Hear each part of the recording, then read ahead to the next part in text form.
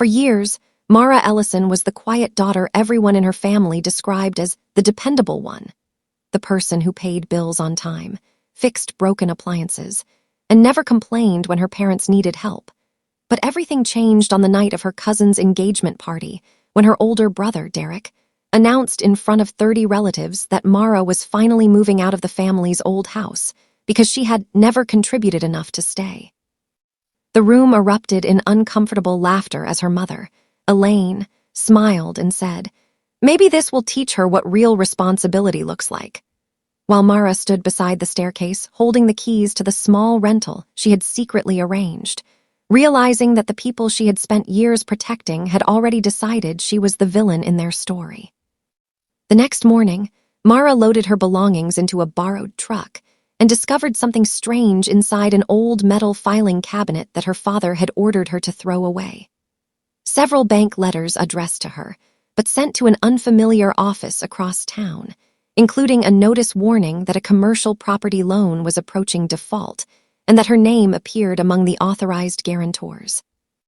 Mara initially assumed it was a clerical mistake, yet when she called the bank and heard the representative say, "Ma'am, according to our records, you personally approved these documents 2 years ago," a cold feeling settled in her stomach because she had never owned a business, never visited that office, and had certainly never signed a loan worth nearly $140,000 instead of confronting her family. Mara spent the next week quietly investigating, contacting every institution listed in the documents and requesting copies of records she was legally entitled to receive.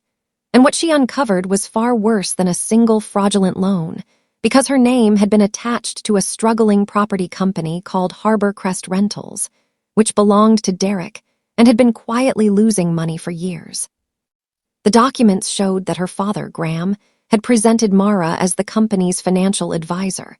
Her mother had supplied copies of personal identification documents, and Derek had used forged electronic signatures to make it appear that Mara had voluntarily guaranteed the company's debts, while payments from the business had somehow been routed through accounts connected to the family home. Mara's first instinct was to scream at them, but she remembered something her former accounting professor had once told her. "When people know they are guilty, they will argue with your emotions, so never give them emotions when you can give them records." And she began building a private evidence archive containing transaction histories, email headers, registration records, loan applications, property documents, and copies of every message in which her family discussed money. One message from Derek was especially revealing because he had written, "She won't look closely. She's too busy keeping everyone afloat." And Graham had replied, "Once the property turns around, we'll fix everything before she notices," making Mara realize that her years of generosity had not merely been appreciated, they had been incorporated into a financial scheme. She eventually contacted Lee Morneau, an attorney specializing in financial fraud, who listened without interrupting and then asked one question: "Do you want revenge, or do you want your life back?" Mara answered that she wanted her name, her future, and her peace of mind restored, so Lee instructed her to freeze affected accounts, notify the appropriate institutions, preserve original records, and stop discussing the investigation with anyone in the family unless the conversation could be documented.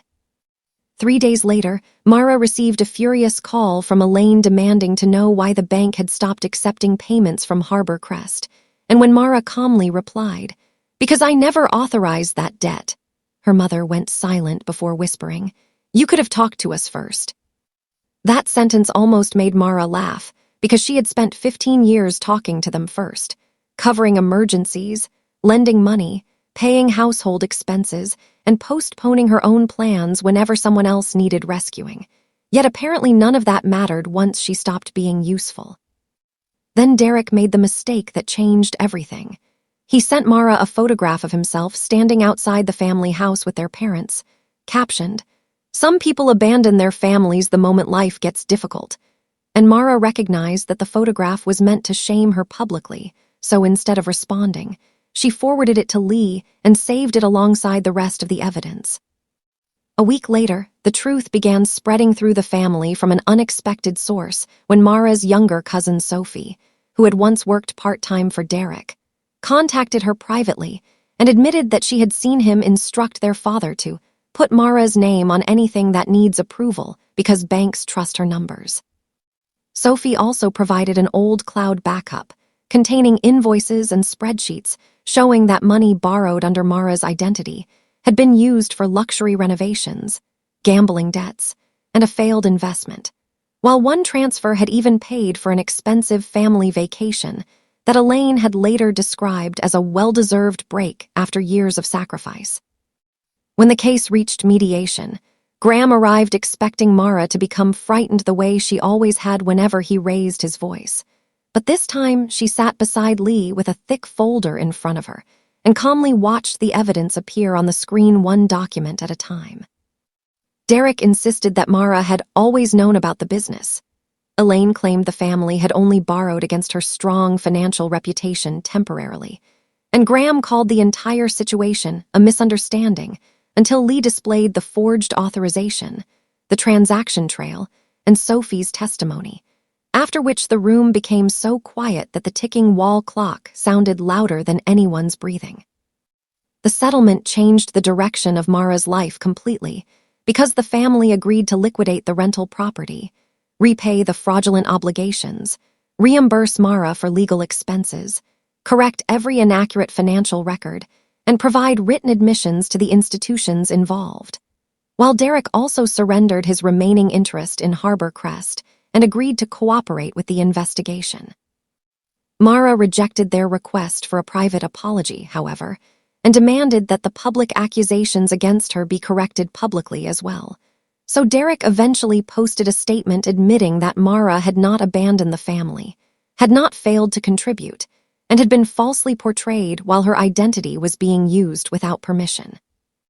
6 months later, Mara stood inside a modest apartment overlooking a quiet park, surrounded by second-hand furniture she had chosen herself, and a sense of freedom that no expensive house could have given her, while the final confirmation from her bank showed that her financial records were clean and the career opportunity she had nearly lost had been restored. She never received the perfect family ending she once imagined, but she learned something more valuable. Sometimes walking away is not betrayal, silence is not weakness, and forgiveness does not require giving dishonest people another opportunity to hurt you. Because the moment Mara stopped proving her worth to people who had already decided to exploit her, she finally began building a life that belonged entirely to her, and that was the one thing they could never take away. Please subscribe to our channel and share this video with your friends and family. We create entertaining and inspiring stories for our viewers, and your support helps us continue making great content for you.